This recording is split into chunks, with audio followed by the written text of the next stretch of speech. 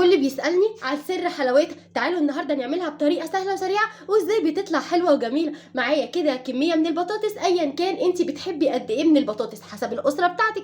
هننزل عليها بطماطمايه وكمان بصلايه وفلفلايه رومي، وده السر اللي بيخليها حلوه وجميله. ولسه كمان هنشوف هنعمل ايه. هننزل كده عليها بحبه من المرقه، وهننزل عليها بحبه من الفلفل الاسود، وكمان حبه من البابريك، وما ننساش حبه الملح الامامير اللي بيخلوا لنا الطعم جميل. هننزل عليها بحته من السمنه صغيره، ونبتدي نقلب الجمال ده كله. اهم خطوه اللي بيخليها طعمها حلو وجميل ان انت تفضلي تقلبي في البطاطس دي حبه كده حلوين علشان الطعم والريحه تطلع ولا اروع. وهننزل عليها كمان بحبه كده من الميه.